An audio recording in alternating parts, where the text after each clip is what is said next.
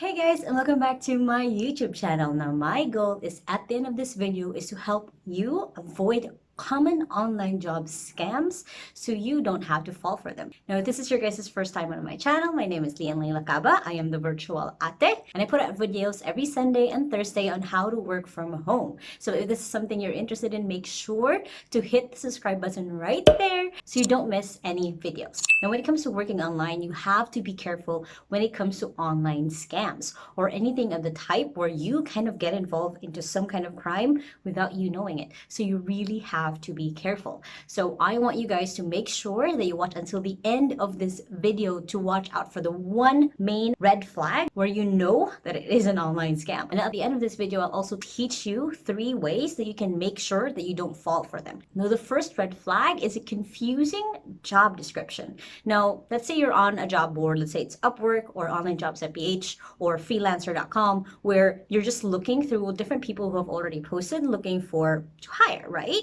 So you think like, oh, it's safe, and then you read the job description and it's full of grammar errors, or it doesn't look right, or, it's too short, or it's not clear enough what the job description is. Then that's the first red flag, because most employers, if they're a proper employer, even though it might be their first time putting up a job post, they will try to, as much as possible, sound professional. So in the job description itself, if it doesn't sound right, if it doesn't have what the job is for, what is the scope of the job, and then you might want to like, oh, okay, this is not something that I want to work for. That's the first red flag, because it could lead to almost anything when it's like that, when it's not clear who they're looking for. I know that's a little bit nitpicky when you're looking at grammar errors, but a lot of the time, most companies or most entrepreneurs who are posting for a job, they will double check their grammar. So if it's already someone who didn't even care, just threw it out there, then they're probably going to be a red flag when you actually start working for them, or even during the application process. The second thing that you have to look out for when you're applying for a job is if they have an incomplete company information. Now, a lot of the things that I teach my students inside of the Work Anywhere Challenge is to research the company that you are applying for as much as possible. In the job description, if they already mention a company name, research that. If they mention the name of the entrepreneur or the person you're going to be working for directly, research them. If they don't put that in there, that's not always perfectly a sign that it's going to be a scam job or a bad job. But then, as much as possible, you want to have the right information of the people that you're going to be working with. So if it's not on their job description, they didn't put a website, just at least ask them directly, like, hey, can I get your company information so I get to know more about what the job is going to be about? So just ask them if they don't put it in the job description. And if you can't search it, if you can't find it, then it's going to be a little bit harder for you to really know if they're a real company or not. So as much as possible, if it's an incomplete data of who they are, then that is a red flag when it comes to searching for a job. Now, some of them are going to be entrepreneurs. Some of them you're going to directly work with one client. They're not the whole agency yet. They're just starting their business. But most of the time, they will put their company information on there. So as much as possible, again, research. Google is your best friend when it comes to anything in life. You have the information at your fingertips.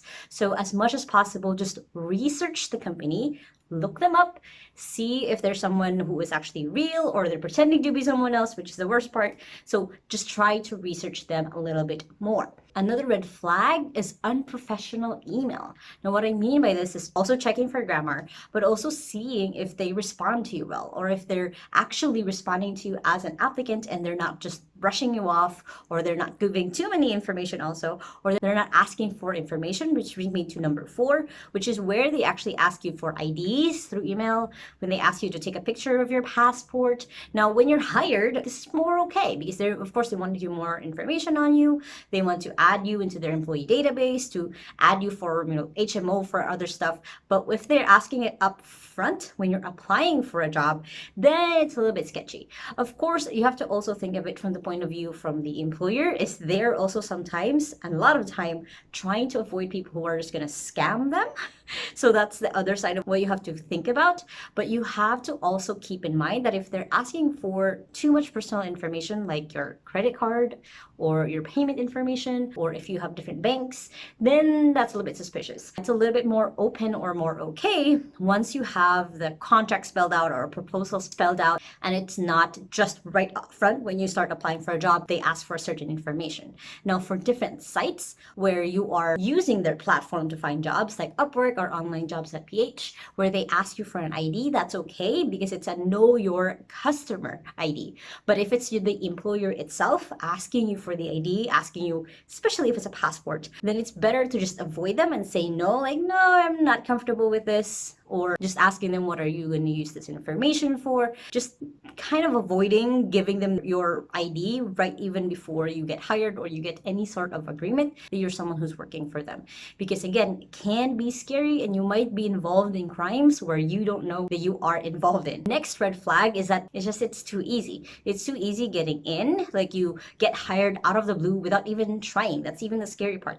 There wasn't an actual application process. There wasn't an interview. There wasn't some sort of test to see your skills. You're just hired right away. It's a little bit suspicious because you want to make sure that there's actually a process that you go through. Because for an employer, like from my point of view, I make sure that there's a process because this person is going to be working for the company. This person is going to help me grow my business. So I want to get to know this person. So for you, if they're like too lax about their information, like, oh yeah, you're hired without much tests, then you're a little bit of, wait, is this real? Again, if it's too good to be true or too easy, then you have to really look at it of like pause, of like, okay, what is this really about? So you want to look at that. You have to be careful with that. Again, there's some exceptions. There's some people who are just like really actually lax about their application process and then they filter you out later. But when it's starting out, you have to be looking and questioning it, like, hey, why don't I have an interview? Why can't I meet you guys some sort, even just a voice call? Or why can't I know more about your company? Then again, you're like, I want to look at this a little bit further before you actually jump into it. The next red flag is a lack of clarity. Now, this goes to job scope. What is the job going to be about? You're looking at payment details, like how they're going to pay you, how much are they going to pay you. If they're too vague, then that's a really big red flag because then you're not sure yourself where you are actually positioned in. Are you someone who's going to be paid $5 an hour or maybe $3 an hour because you didn't get that clarity? It is your responsibility when it comes to working online to ask them for that clarity when it comes to, again, job scope. So how big or how hard or how many tasks do you have to cover in that job position? You have to make sure that you are clear on like how many hours you have to work a week. If you have to, how do they pay you? When do they pay you? Like every 2 weeks or every week? So you have to ask for that clarity or else it's going to fall on you for not asking for that. So it's not really an online scam right away, but it's just one of the suspicious things of watching out for when it comes to you getting hired online. The next red flag when it comes to online jobs is if they're asking you for too much free work. Now, it is up to the employer. Of course, they want to test if you actually have the skills. So it's okay to ask for a few things where they ask you to show your skills. So for example, if you're a graphic artist, they're going to ask for like 3 different graphics to just show, again, what your skills are. If you're a video editor, they'll ask you to edit just a 5-minute raw video to see where you're at. So it's a small test.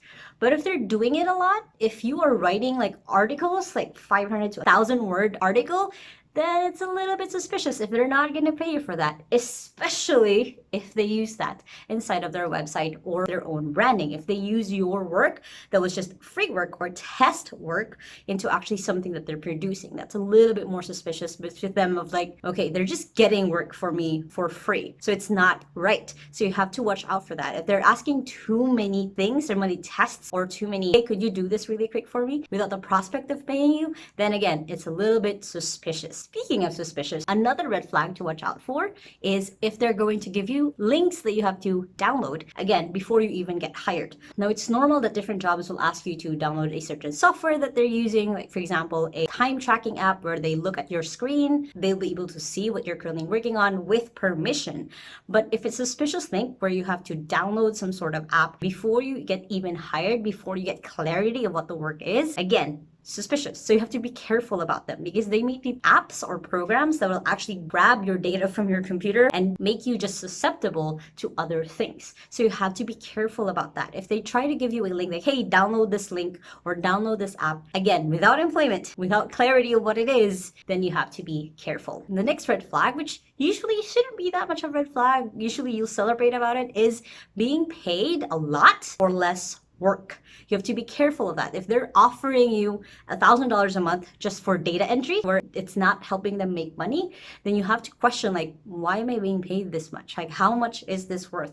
How much is my job worth to you? Why is it worth this much? You're kind of just questioning of like, this is too much. It's good. Thank you for offering me this much. But why? Almost just really keeping in mind that you want to accept things as they are right away when it comes to working online, because there's just more people who can trick you or make you do something you didn't think that was a crime. So when it comes to just having offered right away, even more suspicious if you haven't proven your skill, being offered really big pay for just little or small work, then you want to question it. You're like, what is this job? And one of the jobs actually usually for that, where they pay you really high for little work, and it's a red flag, is called deposit work. It's where they will pay you through PayPal, and then they will ask you to withdraw that money and then deposit it somewhere else. That is suspicious because a lot of the time it's actually called money laundering, where people move money around so it's not tracked, it's not taxable, and they're asking you, because you're in another country, to move it for them. Again, suspicious. So when it comes to that, when they're asking you like, hey, could you know, I'm moving this money to your PayPal, can you make sure that you deposit this into a bank or send it through me through a payment center? Again, suspicious. Just watch out for that. Now, speaking of, the number one thing that you have to watch out for an online scam is if they ask you to pay them in any way.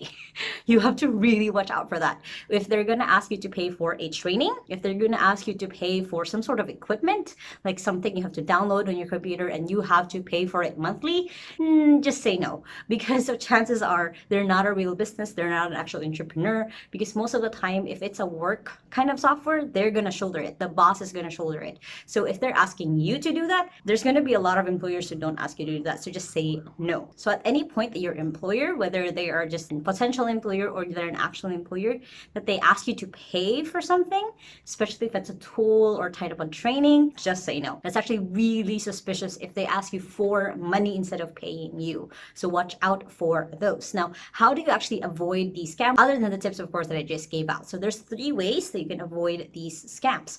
One is actually researching. Again, Google is your best friend. Try to research as much as possible about the company and keep an eye out for them. So when you research, usually if it is an actual scam, if you search their company name, there's probably going to be a lot of other posts or a lot of people who found them to be a scam. Look at reviews of their Facebook pages or look at their Google reviews even, to simply just double check who they actually are, if they are who they say that they are.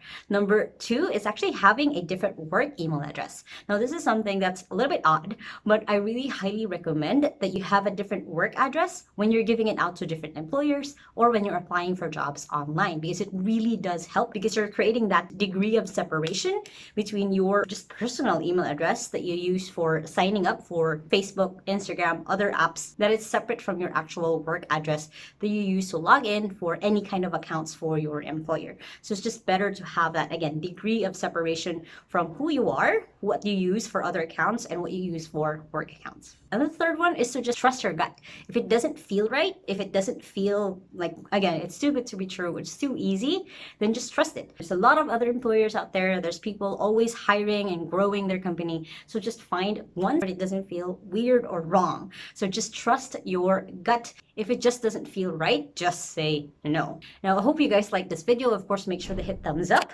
so I know that this is something that will help you, and comment below any other types of scams that you might have known or you know, so other people can be aware of it. And of course, make sure to hit the subscribe button right there so you don't miss a video every Sunday or Thursday on how to work from home. And you guys can check out these other 2 videos right here so you guys can get started on your digital career journey. Now, I hope you guys are having an awesome day, and remember that small steps matters, and I'll see you in the next video. Bye!